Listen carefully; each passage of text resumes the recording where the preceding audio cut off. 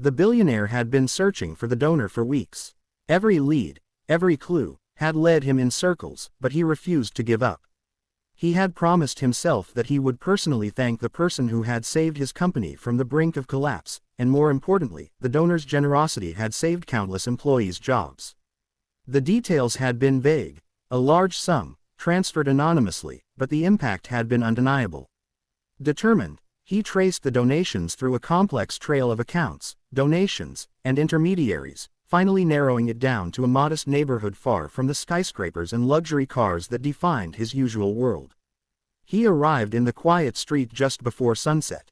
The sun was low, casting a warm, golden glow over the small houses, their paint peeling and gardens slightly overgrown. Among them was a house that stood out, not for wealth, but for care. Flowers bloomed in front of a simple porch, and despite its age, it had a sense of dignity. The billionaire parked his sleek car a few blocks away and walked, his expensive shoes crunching softly against the gravel. He felt a strange mix of anticipation and unease. What kind of person gave such a fortune away without asking for recognition? When he reached the house, he hesitated. The door was slightly ajar, and he could hear soft murmurs and laughter inside. He pushed the door gently. Inside, he was met with the smell of home-cooked food, something rich and comforting, and the sound of voices, children's voices, bright and full of life.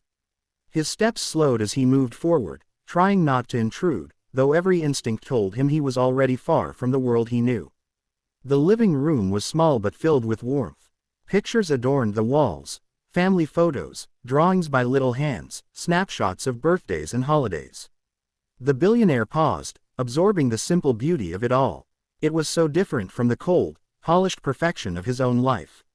And then he saw them. A young woman, probably in her early 30s, was kneeling on the floor, helping a small boy tie the laces of his worn sneakers. Beside her, another child clutched a stuffed animal, giggling as the woman tickled him. There was a man too, older, with gentle eyes and a calm demeanor, reading quietly in an armchair. They looked like an ordinary family, completely unaware of the billionaire standing in their doorway.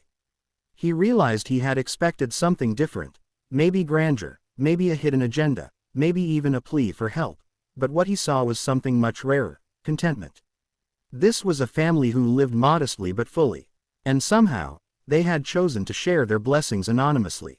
The billionaire felt a lump form in his throat. He had been prepared to offer thanks, perhaps even a reward, but here, in this living room, he understood that gratitude was not something to be measured in money.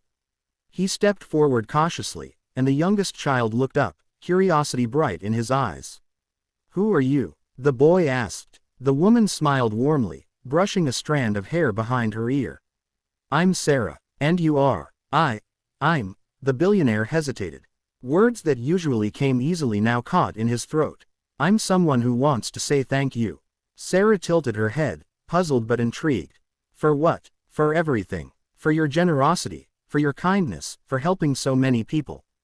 The man in the chair looked up, and the expression on his face was one of surprise, then understanding.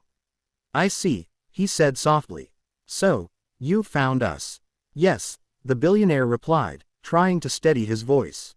"I wanted to thank the person responsible for saving my company, for saving so many jobs." Sarah's eyes widened slightly. "You mean, the donation?"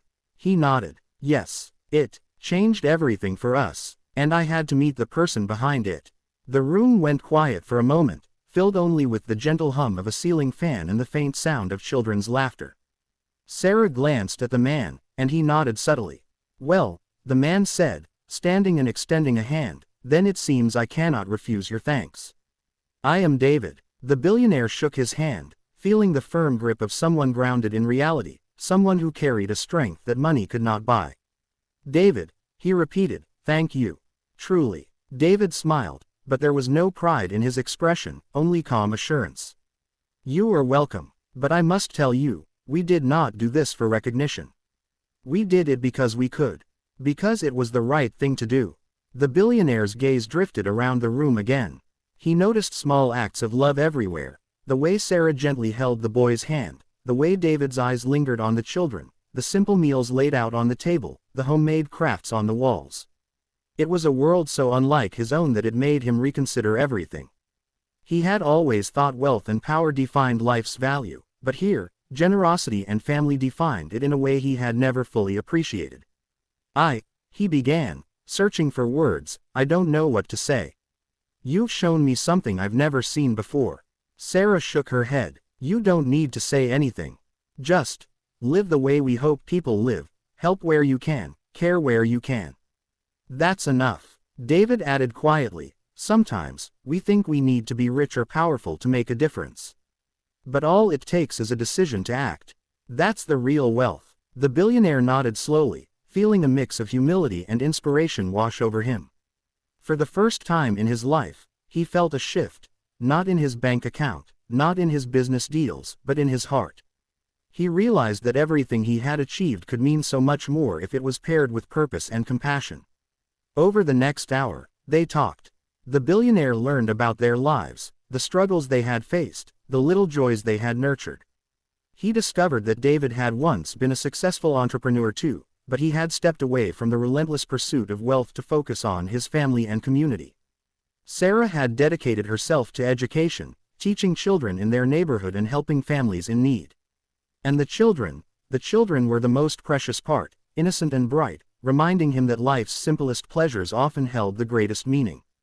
When he finally rose to leave, he felt a heaviness in his chest, a reluctance to step back into the world of boardrooms and deadlines.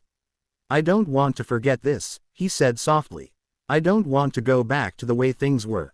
You won't, Sarah said, placing a gentle hand on his arm.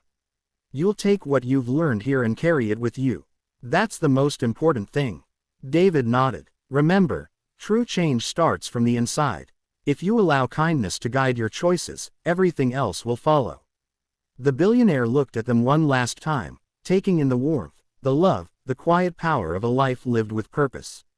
Then he turned and walked back toward his car, his mind racing, his heart full. The streets seemed different now, the sunset brighter, the air richer. He realized that meeting them had changed him in ways he could not fully articulate. As he drove away, he made a silent vow. He would honor their generosity not just by thanking them, but by transforming it into action. He would use his wealth not to accumulate more, but to create more opportunities, to help more people, to make the world better. And perhaps one day, he would return, not just as a grateful recipient, but as a partner in building the kind of life that David and Sarah had shown him was possible. Weeks later, he began implementing changes in his company, programs to support employees, community initiatives, scholarships for children, donations to causes that truly mattered. Every decision he made carried a trace of the lesson he had learned in that small house, that generosity, humility, and purpose were more powerful than any sum of money. And though he never publicly revealed the identity of his anonymous benefactors, he carried their influence everywhere he went. The memory of that evening, the sight of a family living with dignity and love, remained etched in his mind, guiding him toward a life that was richer in every way that mattered.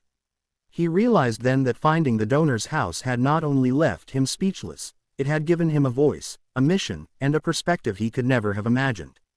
The billionaire understood finally that the greatest fortune was not counted in currency, but in the lives touched, the hearts changed, and the legacy of kindness passed forward. And as he looked out over the city from his penthouse that night, he smiled quietly.